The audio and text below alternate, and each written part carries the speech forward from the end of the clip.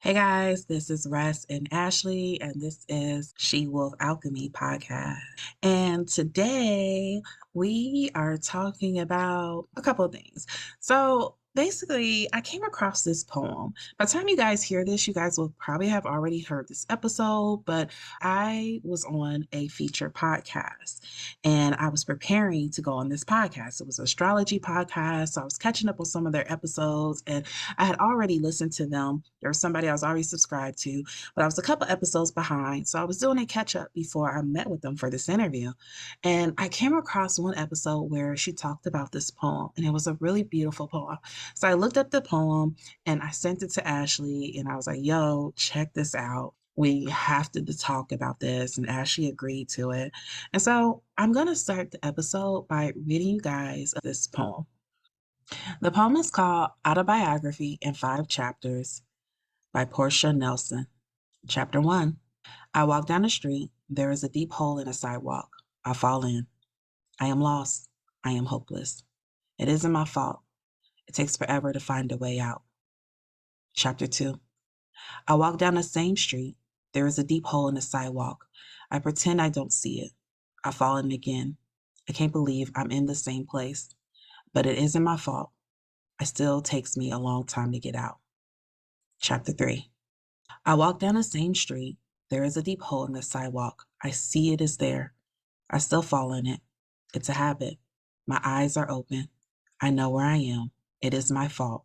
I get out immediately. Chapter 4. I walk down the same street. There is a deep hole in the sidewalk. I walk around it. Chapter 5. I walk down another street. The end. Ashley, you start us off. How do you feel about that poem?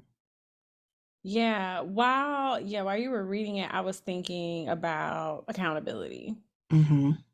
Yeah, because even in that first part of like it isn't my fault, and then it da da da, but just noticing how once the accountability was taken, you're able Mm-hmm. to make a different decision. Mm-hmm. Mm-hmm. And I also like the part of it of one, I love that it's called Autobiography in 5 chapters because I felt that. I definitely felt that. I felt like a big part of my healing. And me and you have kind of talked about this. In fact, I think we did a guest host of another podcast like 2 weeks ago. And we were talking about like healing and vulnerability. And when it came to my turn, I was talking a lot about like what I can do. And you and Danny, who I love, you guys were like, yes, but let's also talk about what the other person can do. And I think me and you had a conversation about it like a couple of days later where I said, I'm glad that you guys spoke up and said that part. For me, I focus a lot on myself and changes I can do because a big part of my healing journey was accountability. I could always point out what other people's doing wrong. And I was good at that. Like that was never my problem. It was never my problem of minimizing what other people did and being like, they're good. Let's look at their trauma. That was not my problem. And I also I never cared. But like that wasn't my thing. My thing was really accountability. That was like a big part of my journey. And so I love this poem. When I heard it, I was like, oh yeah, yeah, that sounded like my stages of healing of I am down the street. It is not my fault I'm down the street. I was told to go down the street. I didn't know there was a hole down the street. And then coming to the point where it was like, okay, I'm very aware of what I'm doing is unhealthy. There is a hole. And I still fall into that damn hole. And it Mhm. hurt. And I knew it was going to hurt. And it was hard to get out. And I knew it was going to be hard to get out. And then that next step of the process of like, okay, I mean, I'm still going to walk down the street, but I'm going to avoid the hole. I'm going to look at it because I know it's there, but I'm going to avoid it. And then finally getting to that part of like, I don't even got to go down the street. Mhm. I'm very aware that there is a hole down the street. And so I don't have to, why? There's streets without holes in it. Let me go down another street.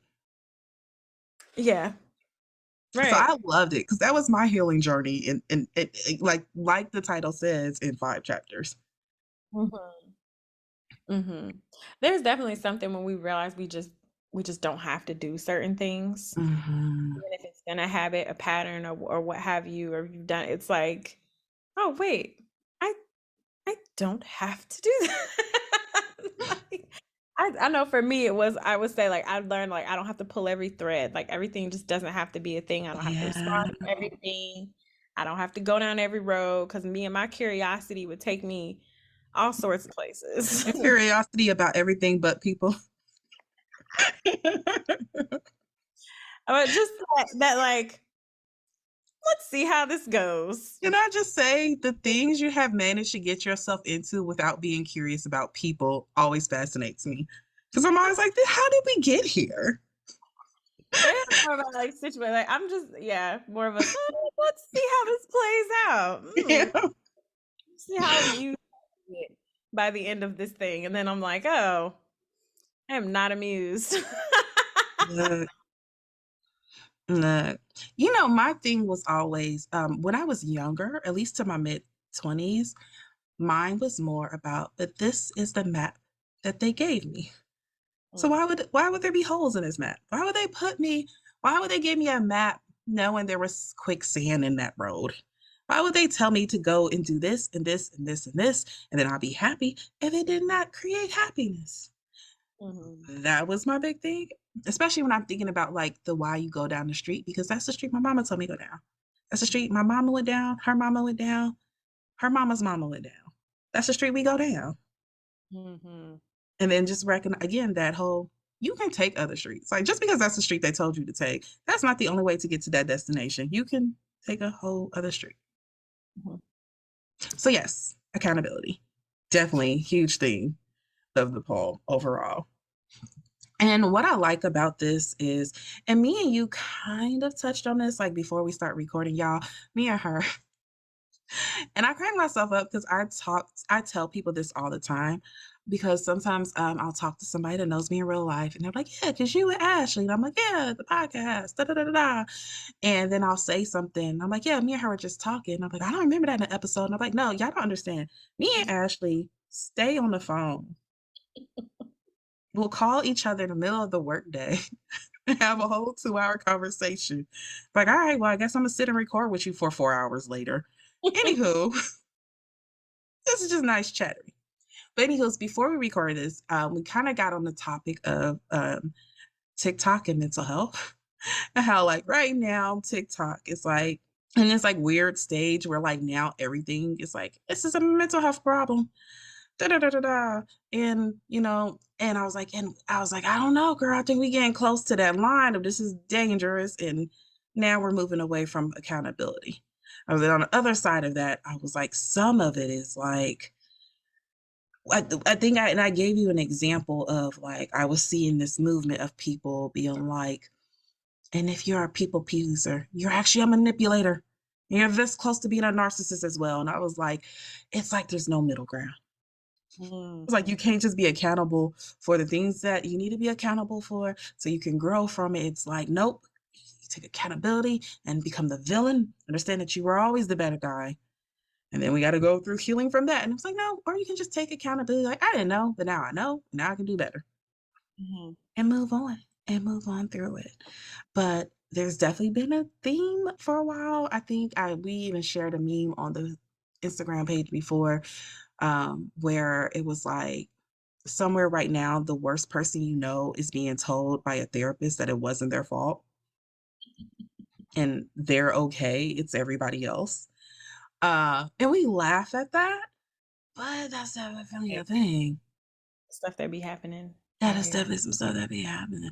I don't know about y'all, but I definitely know of people who are horrible human beings that are like that found a self-help book and they are now just like more empowered to be horrible, even more horrible.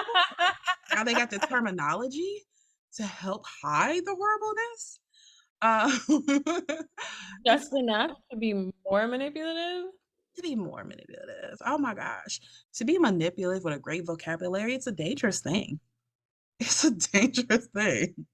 New ways to gaslight. Oh gosh. It's one of the things, I went to a training before that was about working with couples and working with a couple where one of the partners were narcissists. And one of the Mm. things that, they were training on, I'm like, yes, and as a clinician, really kind of gauge when you're with the person that knows all the words. and that are using all the words, and they gaslight, and because of my trauma, and because, they just use all those buzzwords and gauge the other person that's just sitting there mouth wide open, confused. Like, first of all, I didn't even know you knew these words. When I told you these words, you looked at me like I was crazy and told me I need to go to a therapist. And now here you are doing the exact opposite thing. So yeah, it's some accountability to balance this all out, just a little bit. Yeah. But should we go down this road about accountability for a little bit? But even when I think it's also like accepting accountability in your own hurt for things too, because I know, even when you meant your best and you stood, like, I don't know, when you're ending up in situations, you're like, wow, why do I always end up here? And there could be terrible people around you who have who have a hand in this, but also there could definitely be something that you're doing that keeps putting you in this predicament. And accountability, I think, is even being willing to ask yourself that question and really look at it. Like, what am I doing that's putting me in this circumstance repeatedly? Because that's hard to hear when you don't feel, well, one, if you want to be the victim or you feel like the victim in a situation, but also when you feel like everybody else is doing it, right?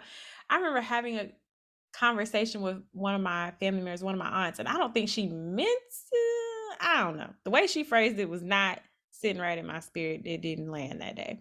But because she was saying like there's some brokenness, it's a black hole in you and it's sucking in the neck. And I was like, what? Oh gosh, hold on. Is this our religious auntie? They're all That religious. sounds like religious auntie talk. But I mean, she's religious, but she's not that one. Okay. But I was just like, no, I'm not broken. I'm not broken. I don't believe I'm attracting brokenness. And I'm just not doing this. I don't believe you, But so saying it that way, I was not receptive to.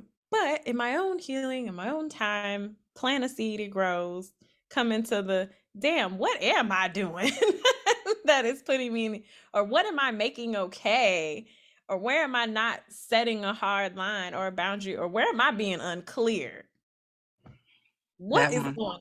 Because being unclear is definitely was a problem I had. But and I think also throwing it out there, taking accountability doesn't mean you can't be hurt. Because I think we think sometimes if I take away accountability, that means that they didn't do the wrong thing. And I can't be hurt about the thing. No, you can still be hurt about that. You can still be hurt about that. There is a situation that every time I think about it in my past, there was a situation I had to heal through. And like when it first happened, I was like really, really angry at the other person, right? And I was just like, you're the villain. And then I went through a lot of healing and I was like, oh, I have an avoidant attachment style. How did I also facilitate in this? How did I also cause some of this stuff to happen? Oh, I might need to give them an apology. And then after I went through that phase, I went through the phase of like, yeah, but like, we tend to get avoided in not so safe places. And wanted to throw it back. And then having to have this realization, like, hey, both things can be true. Yeah.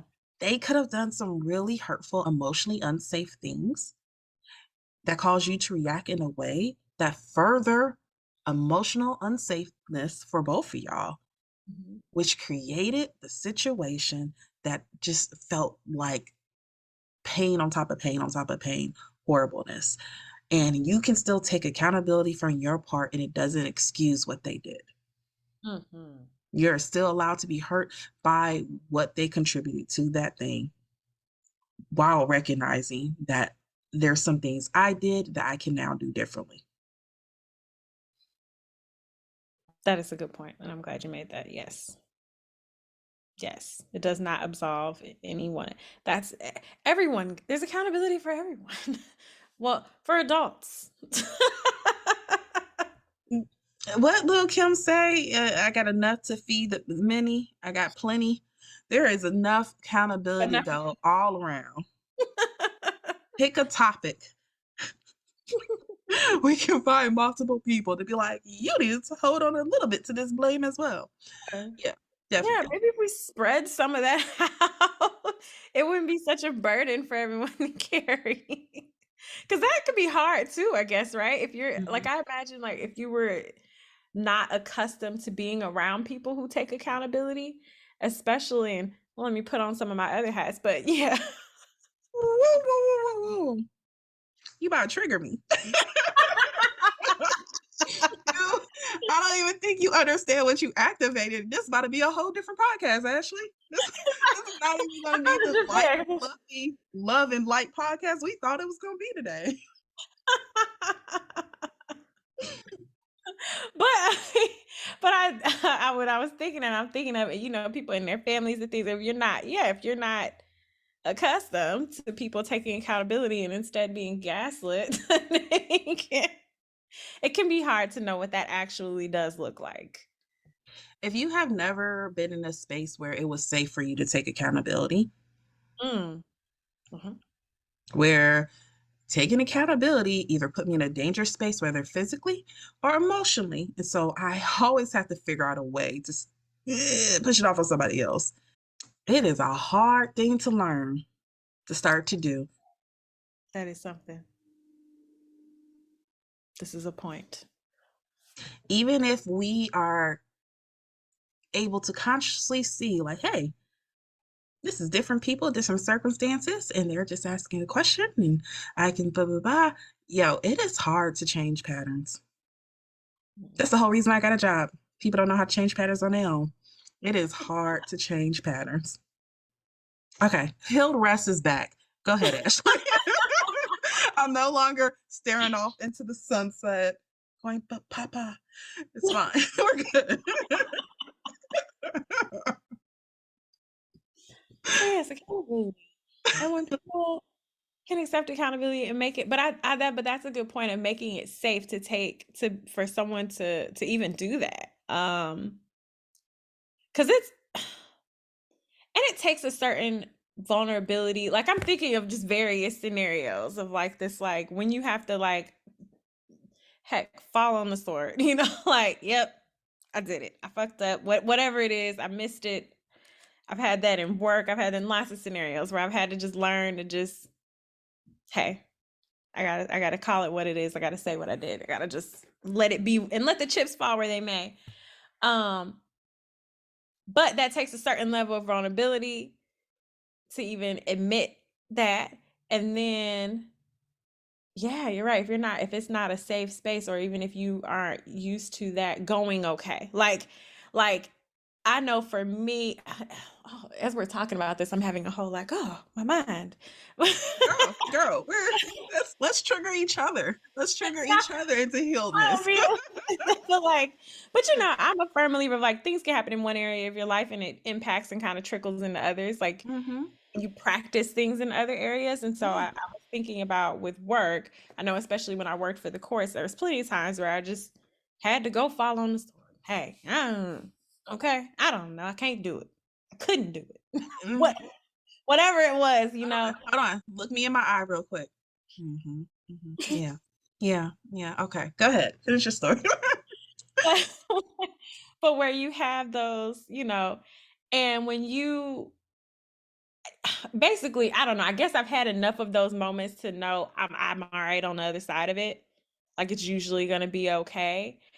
And versus if I was someone who was accustomed more so to having a negative consequence associated with that every time I had to, because even how I was raised, when I think about it, like, my mom was very much like, honesty did matter, accountability mattered. You got points for that. It's not that you wasn't gonna still get some sort of consequence, but it wasn't gonna be as bad. and and I know I was that kid. Like, if I was caught, I was caught. I don't got time to be lying and playing around. I tried it. I tried it. And once I realized I was unsuccessful, I'm caught. I'm not about to sit up here and lie and try to spin stories about it. It's fine. But also, that was okay. You know what I'm Yeah. saying? Now, if I would have tried to BS my mama then I would have got myself into just extra trouble on top of what I already am gonna get. I'm just taking my legs, whatever I'm gonna get, going by my day. Side note on that, and it goes back into what we're talking about, I promise. Nobody prepares you for how triggering it is to raise a child, to try to not have the issues you have while you are still doing your healing journey. Because as you're talking, I'm thinking like my baby takes so much accountability. Like just the other day, not even the other day, today, I was bringing in her books and her book bags and all the stuff from the car, and came in and I told her to like, hey, just sit down, wait for me, because I had got her some Chick-fil-A. I was like, just sit down, wait for me. Don't open nothing, don't get nothing. It's gonna take me 5 seconds. Do this. And I'm like putting stuff on the table, and her drink spilled everywhere, just everywhere, all over the place, on the food, just about. And I looked and I was like, oh crap. And I was thinking I did it. And I was about to say, like, oh shoot, mommy said I did that. And she was like, oh, I'm sorry, mommy. It was just an accident though. Kari should have been listening. Kari was not listening. I'm sorry. You want me to go clean it up? And like it reminded me, one, that's something that she does a lot of like, I did this. I'm sorry. But like you always tell me, it's an accident. Now what can we do to solve it? And it triggered me because I was like, why didn't you lie? I just gave you an out. Like that was my don't laugh at me like that. But I really looked at this beautiful, precious, innocent child. I was like, I gave you a cop out. Why didn't you lie? And I had to like remind myself, like, no, that's what you had to do. Okay. Yeah. She don't have to do that. You Don't gotta put do that. ideas in the child's mind. This is what you wanted to happen. Let it be. And I just was kind of like, oh, you're right, baby. It was an accident. Yes, can you go get me a towel? And we cleaned it up. But you don't recognize how your own stuff, trying to raise a child to have less things to heal from, can be triggering when you had a different experience. All of that to say, yeah, no, I did not have a lot of accountability as a child. So much so, like, I can't tell you what type of things, scenarios, because I really don't remember doing a lot, but I know I was. But I don't really remember my childhood. That's a whole other thing. But I do remember being around a lot of people and seeing a lot of people not have to take accountability for stuff. And everybody knew. And we all just was like, okay, and turned a blind eye to stuff. That I remember very clearly. Like, oh, okay, so that's how we operate. You find accountability is like hot potato. I remember growing up feeling like it's like hot potato. Once someone throws it to you, you throw it to somebody else. It's not yours. Throw it. It's hot. Throw it to somebody else. And that's how I viewed accountability for a long time. But also, like, that's how it was shown to me.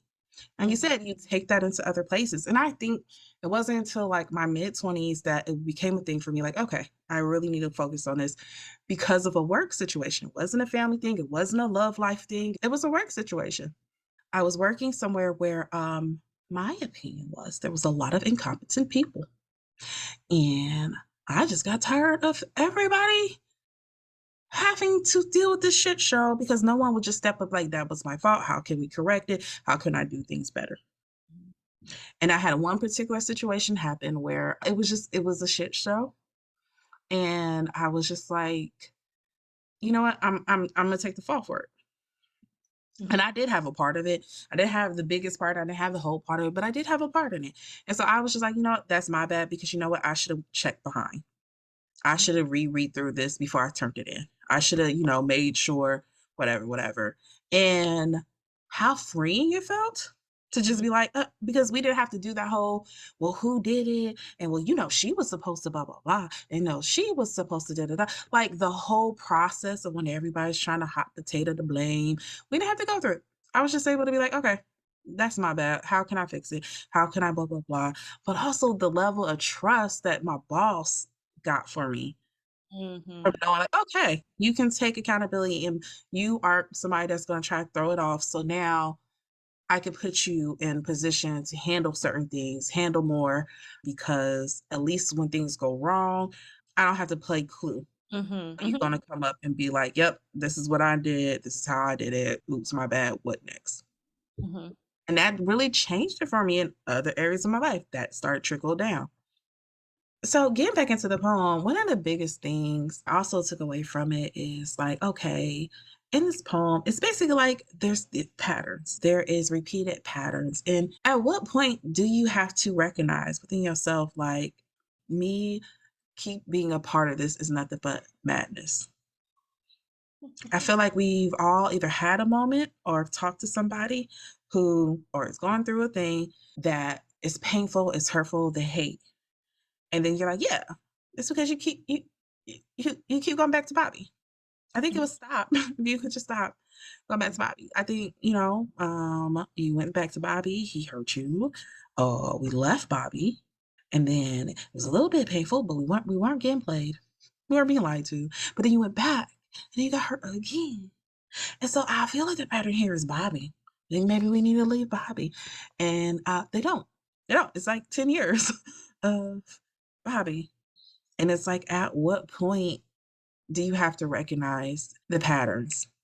And at what point do we realize the pattern that we've been doing is straight up madness? I think it's Albert Einstein that says insanity is doing the same thing over and over again, expecting different results. And I think this is a good case of that. But also, I think there's so many areas in our lives for a lot of us where we do that and we think it's different. I think there's some areas that, like, oh, I don't do that in relationships. I'm quick to be like, oh, no, that's a negative pattern. I'm gonna pull out. But okay, do you do the same thing in your career though? You keep going back to the job that you absolutely hate, and then being like, maybe if I take a 3-week vacation, it will be better. Mhm. And I come back to this thing that makes me feel like I need to wake up at 4 o'clock to convince myself to leave by 7. Yeah. Yeah. Where are we doing the insanity? Where are we repeating the same thing over and over and expecting a different result? What is your hole? What is the hole that you keep falling into, that you see and you still walk towards? Mhm. I mean, I was even thinking about patterns with money and spending habits and stuff. Okay, we don't need to go there. I'm That's just, I am not healed from that. I'm just, I was having because I've been watching a show on Netflix called Rich Life where they're like breaking down folks' finances, and these folks, I'm like, y'all got too much money to play with and lose. Like, how do you just be this lady? This no, this it's a couple on there, and they don't talk about their finances together. And the man is, I don't mean to just,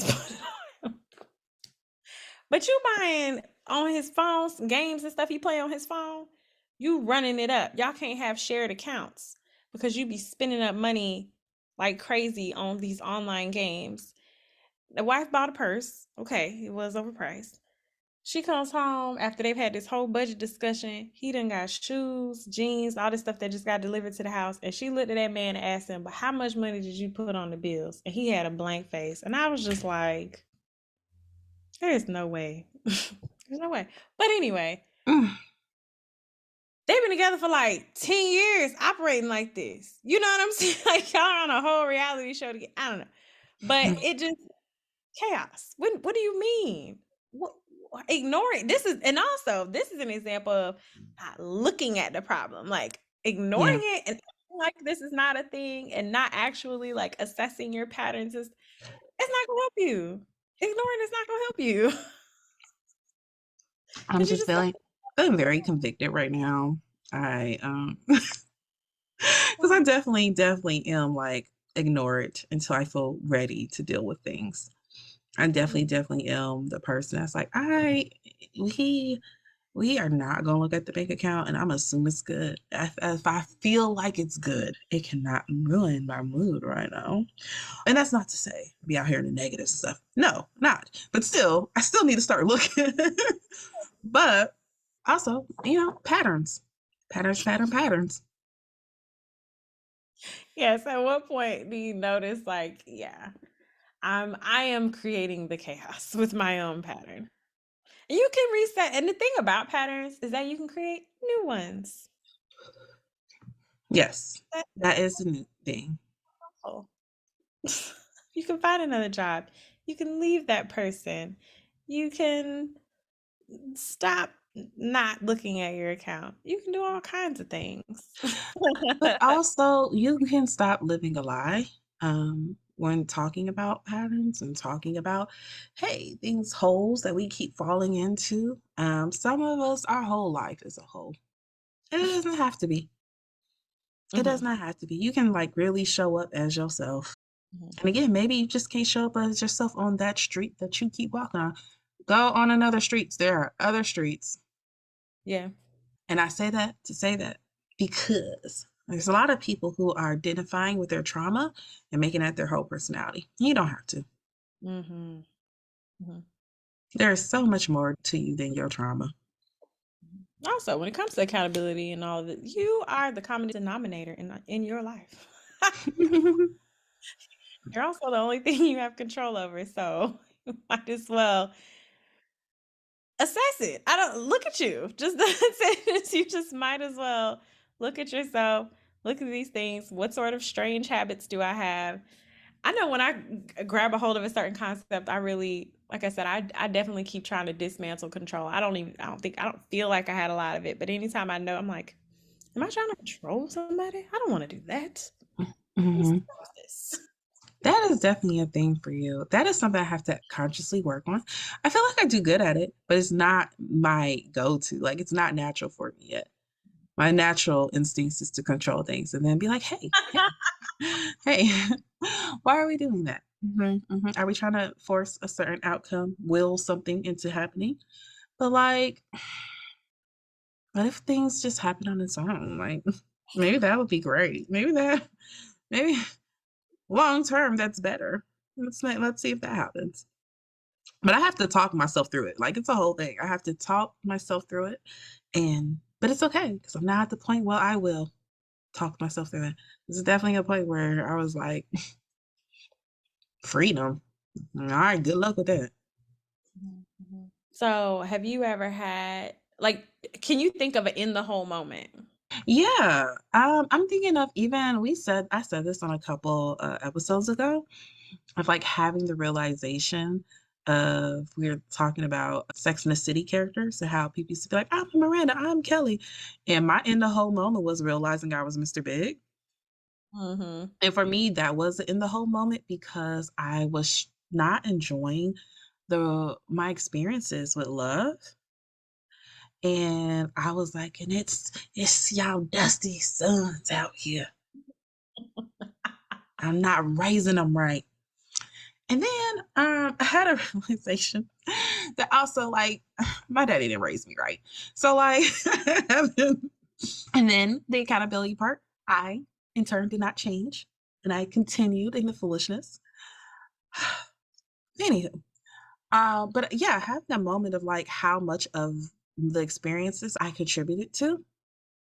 And at first it was that little bit of accountability, which is, well, I'm attracted to the wrong types.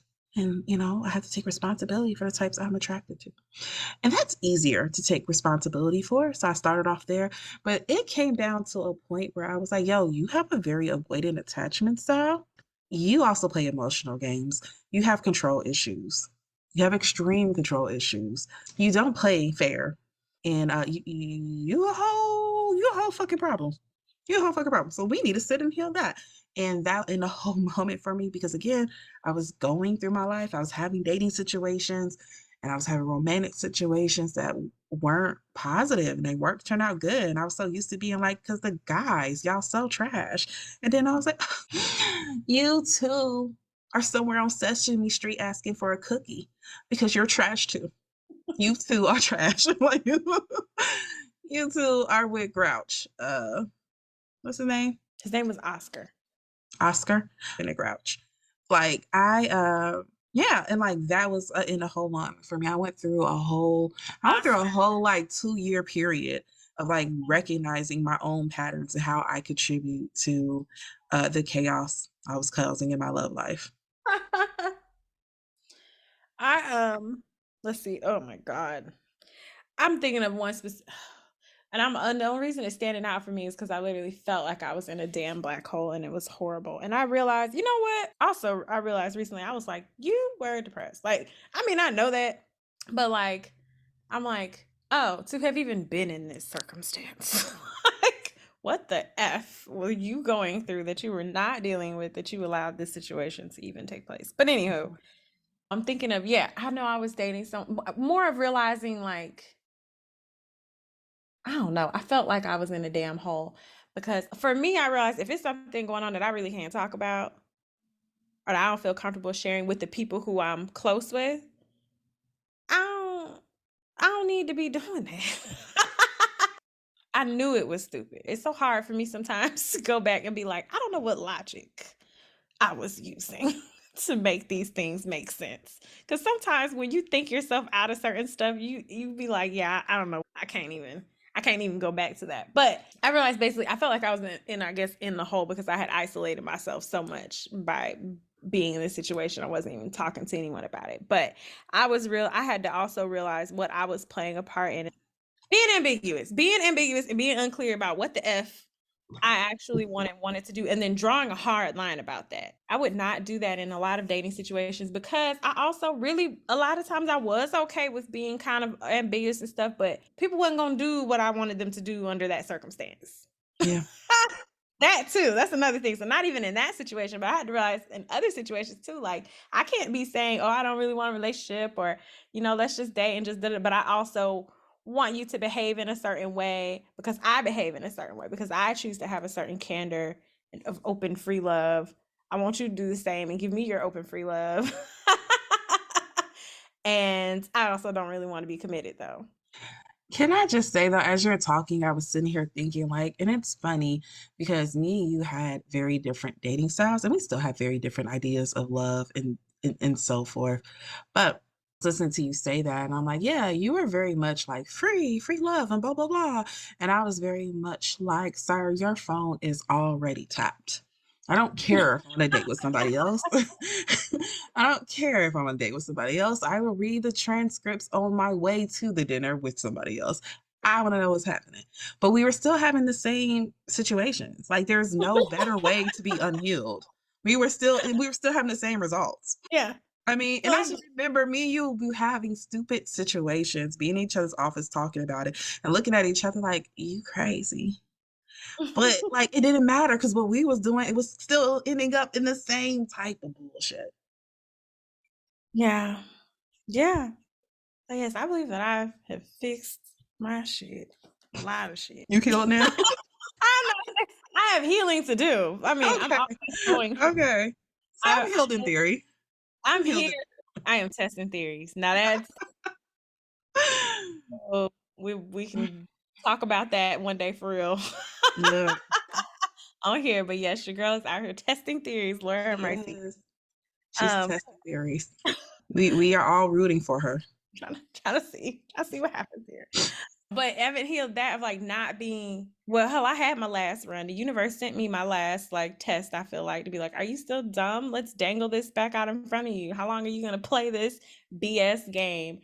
I thought you were being intentional. With that dummy, that was I feel like the universe threw that back at me and I was like, yeah, this isn't being intentional. This is heading back towards I guess we could just do this till we don't. Go ahead. Go ahead. I have no comment on this. I have no comment on that entire situation. Because when I had comments on the situation, y'all told me I was mean. So I have no comments on the situation. I was not a safe person to talk to about these situations. Apparently. I have literally shunned you from talking about a situation. You have never shunned me, but you have. I know, Chris. I know. I really like him. That's the exact thing. That's what I was getting from you. Yeah. And then so I just started being nice. Like, okay, well, are we happy? That's good. We're happy.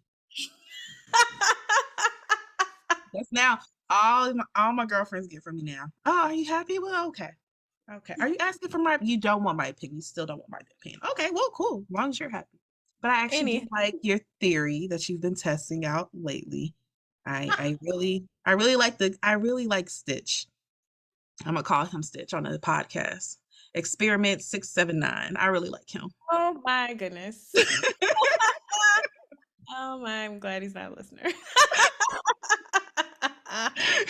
You're gonna get a random text on Sunday night at like 6:05.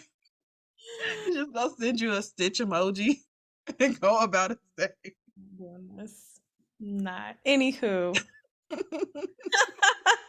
It was necessary. So, Yeah. in theory, I have healed through certain things and have been able to be more clear.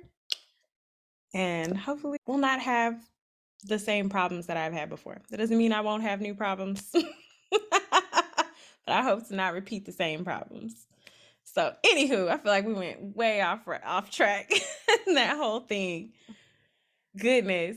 So yeah, me realizing I was in the hole was realizing, yeah, I was being too open, too ambiguous with things, and too, I don't know what the hell, honestly, but just I was putting myself in a lot of misery. But I had other stuff going on.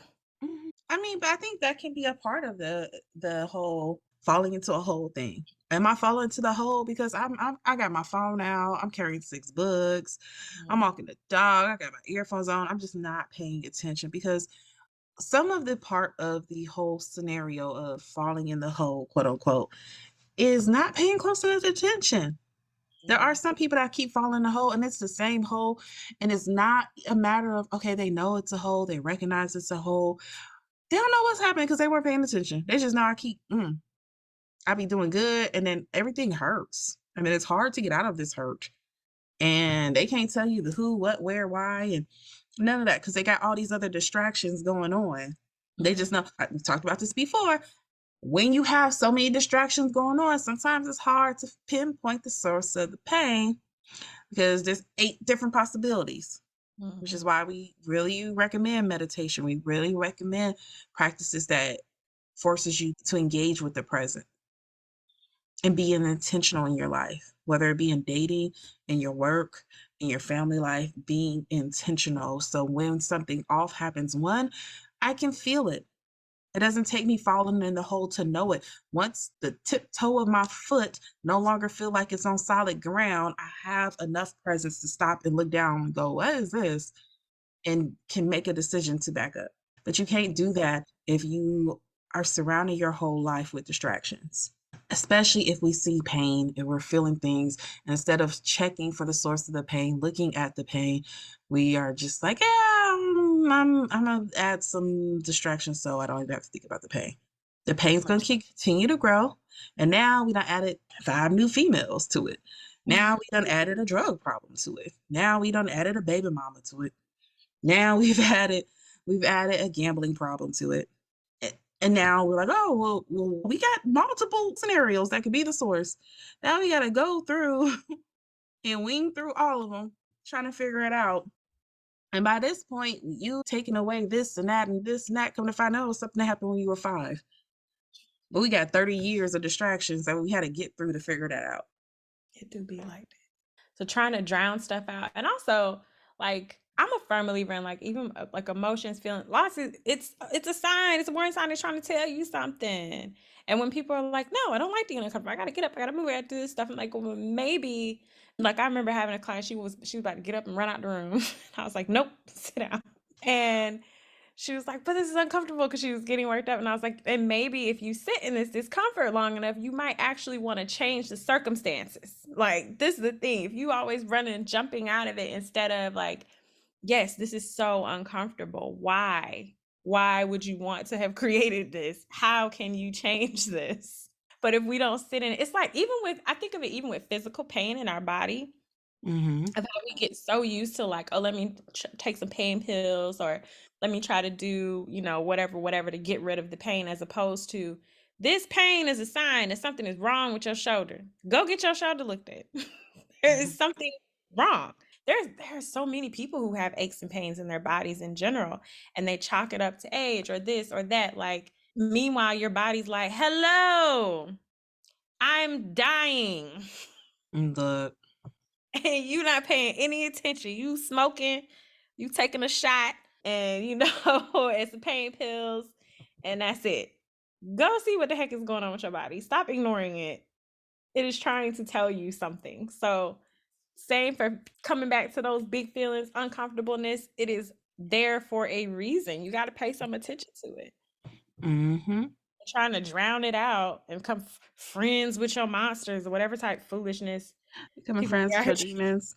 Mm-hmm. I can't. I can't stand. You can become friends with your demons. You just got to remember the demon's always going to be a demon. They're demons. So, like, the demon going to do what the demon does because it's a demon. You ain't got to be friends But, with demons. You ain't got to. and I think a big part of this, though, is okay. So, we're in chapter 4. We know there's a hole in the street. We know we fall into the hole. We know the hole hurts. We know it takes a long time to get out the hole. And now we are deciding not to, we're still going to walk down the street, but we're now deciding not to walk into the hole. We're going to purposely avoid the hole. And now this started chapter 5. How do you get to the point that I'm on the street, but I don't fall into the hole? How do you get to the point that I don't even go down that street no more? I think it is changing your mindset. Going from a fixed mindset that says, I have to go down the street, I have to fall into this hole, to a growth mindset. And a growth mindset says, okay, what other things can I be doing? This hurts. So, what can I do that does not hurt? A growth mindset says, find solutions. A fixed mindset says, well, this is all I know, though. But they were the realists. This is my family. They wouldn't do me like that. They didn't do you like that for 10 years. Mm-hmm. That is a fixed mindset, trying to find a solution on how to make the hole more cozy and prettier and less like dangerous, but it's still a hole. The growth mindset is saying, I don't even got to be nowhere near that hole. Right. Yeah. Getting into a growth mindset. And that's why I love just even just as simple as always introduce people like, oh, but it could be something else. We don't know. Could be something different. We don't know. It could be something different. It could be so simple. And even taking the time, I think one way, allow yourself to imagine. I think just really allow yourself to just like imagine and dream something up, and it's okay to dabble in that a little bit. And I find like even when I work with people and I try to do like the miracle question of like if you woke up tomorrow and blah blah blah, and they're just like, well, I wouldn't Does have no. not work the way they said it would in the Of textbooks. course not. But it's helpful to give like just like open up your mind to these other types of possibilities. Just let yourself go there. It's not crazy. It's not delusional, but help to stretch your mind. Google stuff. I don't know. This is why vision boards and things like just there's other ways. You don't know everything. You have not had every thought. You don't know every person.